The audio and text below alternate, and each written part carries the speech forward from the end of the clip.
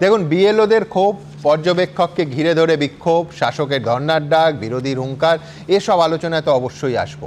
কিন্তু এইসব রাজাউজির মারার আগে সবার আগে আমি আসবো আপনাদের কথায়। আপনারা জানেন, এসআইআর এর ফর্ম ফিল আপ শুরু হওয়ার আগে থেকে আপনাদের যাবতীয় প্রশ্ন, যাবতীয় বিভ্রান্তিগুলোর উত্তর খোঁজার এবং সেই উত্তর নির্বাচন কমিশন কী ভাবছে সেই প্রশ্নগুলোর উত্তরে এটা সাধ্যমতো তুলে ধরার চেষ্টা করেছি আমরা। আজও এসআইআর এ নাম তোলা নিয়ে, শুনানির ডাক পাওয়া নিয়ে, শুনানি নিয়ে আপনাদের হাজার হাজার প্রশ্ন যা আমাদের বিভিন্ন সোশ্যাল মিডিয়া অ্যাকাউন্টে পাঠিয়েছেন, সেই সমস্ত প্রশ্ন এবং নির্বাচন কমিশনের উত্তর আপনাদের সামনে রাখব।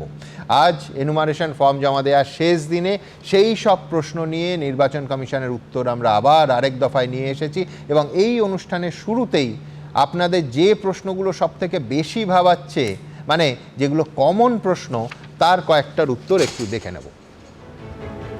আপনারা প্রশ্ন করেছেন যে খসড়া ভোটার তালিকায় আপনাদের নাম আছে কিনা সেটা কি করে জানবেন।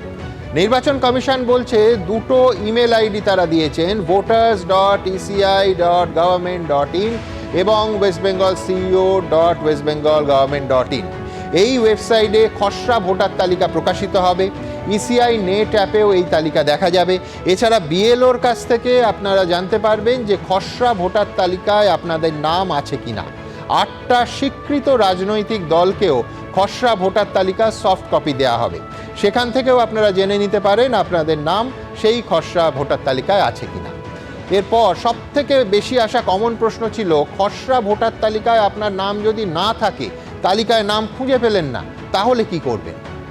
নির্বাচন কমিশন বলছে ফর্ম 6-এর অ্যানেক্সচার 4, এটা বাংলায় লেখা 894 ফর্ম 6-এর অ্যানেক্সচার 4 ফিল আপ করে জমা দিতে হবে। পরের প্রশ্ন আপনাদের সব থেকে বেশি এসেছে যে 17ই ডিসেম্বর থেকে শুনানি শুরু হচ্ছে, ভালো কথা, কিন্তু কাদের সেই শুনানিতে ডাকা হবে। নির্বাচন কমিশন বলছে 2002-এর সঙ্গে 2025-এর ম্যাপিংয়ের যাদের নাম পাওয়া যায়নি এবং যাদের জমা দেওয়া তথ্যে ত্রুটি ধরা পড়েছে তাদেরই শুধু শুনানিতে ডাকা হবে।